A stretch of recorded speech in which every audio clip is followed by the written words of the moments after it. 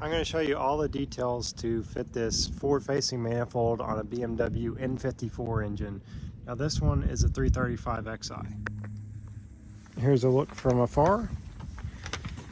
I made a list of everything that you need to buy if you want to do this. Now I did the port injection with the motiv reflex, so you could just plug off the fuel injectors, but I decided that I was just going to go ahead and do that. Here's a list of everything that I mentioned, or that I'm going to mention that you're going to need. You're going to need the 3/8 hose, 1/4 inch hose, 10 feet of 1/4 inch hose, 3/8 hose. We're using 5 feet. Make a bracket for the power steering reservoir, for the oil catch can, 3/4 inch hose, 5 feet. That's actually for your oil catch can. You're going to need the charge pipe, and the NP boosted one does not fit with the O-ring. I don't know if it'll fit at all. Now there's more than one version of the forward-facing manifold. This one is a Jack Spania.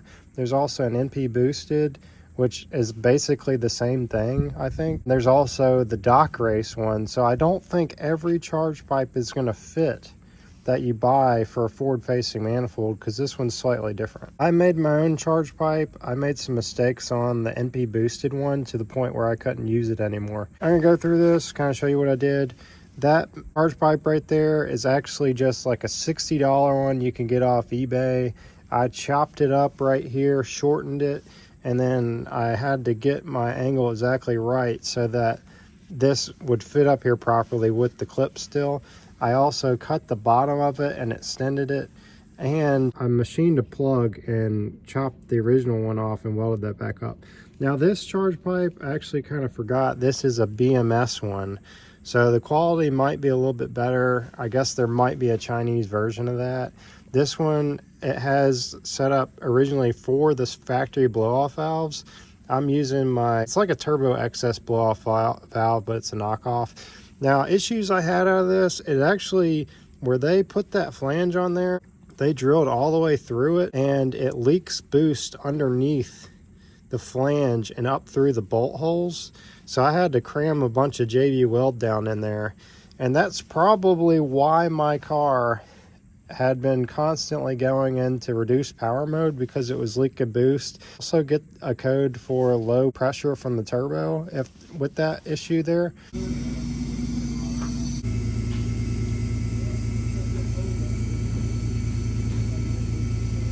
Here's the bracket I made. I've got an L shape here that goes to a bracket that comes in a Speed Tech kit.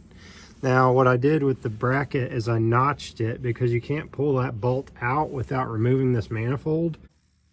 Shave a little bit off this.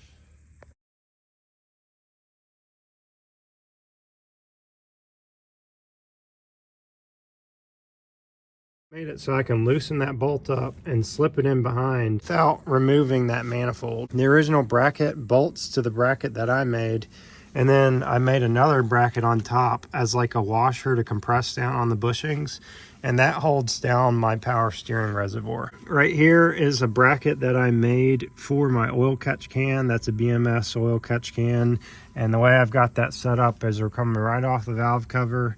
Yeah, we're running behind it a little bit, and it comes through here, and then I'm having it go directly down to the bottom there, where it just kind of dumps underneath the car if I don't empty that on time.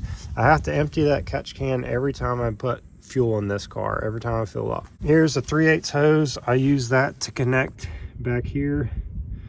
When I removed the original ones, I just kind of heated it up with a propane torch a little bit and then just pulled it off there. I'm just gonna warm this up with the propane torch, and that will make it so I can get it off easy without damaging this part. This piece actually does disconnect, so you can push that little white thing back there and remove that part to make it easier to work on. Now that part connects down into your vacuum pump down here. You'll have to heat that part up as well and then just pull it off. I got hose clamps for that. I'll link to that in the description box as well. I got hose clamps for both sides of that, so it's pretty secure. Underneath, we have some vacuum lines. You probably should block one of those off. One of them I have going, there's a little pipe that runs back here. You see with all those clamps, I had to put a 90-degree fitting right there. So you're going to need a 90-degree fitting. That's for a 1/2 inch to fit right there. And then I used 3/8 hose on that to make it a little bit tighter, and then I used all the clamps and stuff. Now you'll see there's 2 vacuum hoses right there. Those are 1/4 inch vacuum hoses. One of them runs over to my blow-off valve. I had to convert this from an 1/8 inch to a 1/4 inch. And then the other one runs to my boost gauge. I had to make an aluminum piece that adapts from a 1/4 inch vacuum line to an 1/8 inch vacuum line. And this comes to my aftermarket boost gauge sensor thing that runs into the car for my boost gauge. Also, I took all my studs and shortened them about a 1/4 inch. And then I added another stud from another cylinder head that I had. And I ground them down to make them like little pilots so the nut could go on there without it falling off, to get them started at least. I made this block off right here. So what I did was I just put a 3/8 hose to connect there with a clamp, and I made my own plug on my lathe, and I put a clamp there, so that's all sealed up.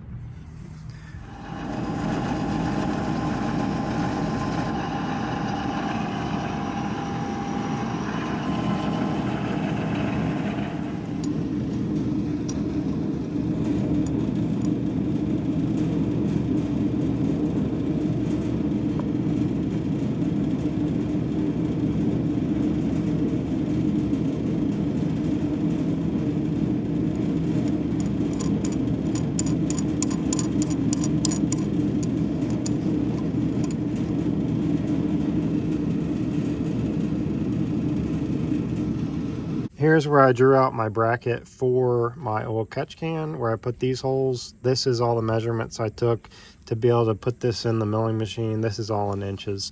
I know it's a little complex. You're probably not going to use this, but if anybody does want to use that, they can probably compare my measurements and figure that out. Where I'm at right now with this, I've done a boost leak test. It was leaking there. I fixed that because I had to re-weld this and get it adjusted properly.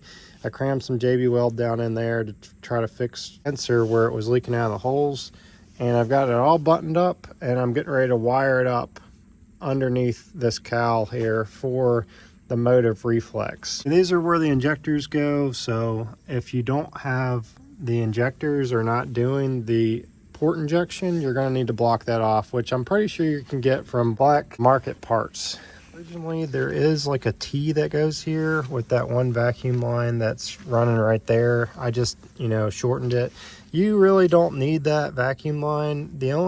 What that is used for is where it goes back to the exhaust. Most people delete it back there anyway. I just put a piece of tape over it right there, but I probably should put a plug there. This thing's looking really good, where we got the silver manifold with the silver valve cover and the silver turbo and a silver car. It's looking really good that way. What do you guys think? What's next up for this car is just mainly getting it tuned by CD919. I'm in the process of communicating with him about doing that. And I also want to get those wheels powder coated to just completely finish it off. I did have a deer that kicked my fender. I need to get that fixed as well. I also had to order 2 more things that you're going to probably need to order. One is a cable to connect your reflex to your ethanol content sensor. That is because right now I have it set up with the motive flex fuel. You don't need the flex fuel kit anymore if you have the reflex. I'm just going to go ahead and add the reflex and delete the motive flex fuel kit, because it can do the flex fuel for you with the reflex. The other thing I forgot to order was a communication cable between the reflex and a computer. That I ordered off of ECS Tuning. It seemed to be a lot cheaper than getting it from Motive, because they were trying to charge me like $30 for shipping. If you need those parts, I got the cable, both of those cables, off of ECS Tuning and got free shipping, so I saved a lot more money. Let me know if this was helpful on this tutorial on how to do this. I'm going to show you why the NP boosted forward facing charge pipe will not fit with the O-ring. The issue is right here, this diameter That measures 3.225 inches. The O-ring that they sent with this charge pipe that will not fit on here, that dimension is 3.172 inches. And the dimension of this charge pipe with the O-ring that does work is 3.194 inches. So what I did was I took the dimensions so that I could figure out what the compression of the O-ring needs to be. And we've got, you take this number and subtract from the OEM one. Now this is the O-ring inside diameter dimension here. So you get about a 30 thousandths compression. It's actually 31 thousandths, but I think it's because my math might be off, so I just put 30.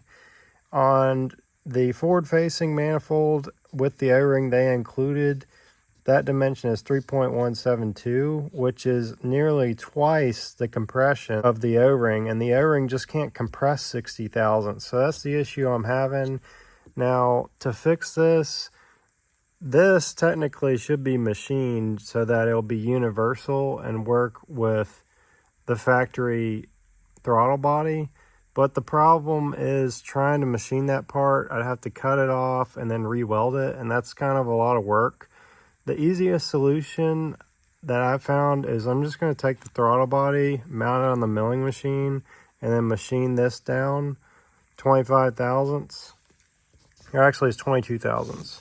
Machine it down 22 thousandths so that it will be 3.200, and that will give us a, well actually it'd be 22, so let's see. Actually I need to machine it 23 thousandths. So it'll be 3.202, which will give us a 30 thousandths compression, because this will be, you add 3 to this and you'll get 3.202.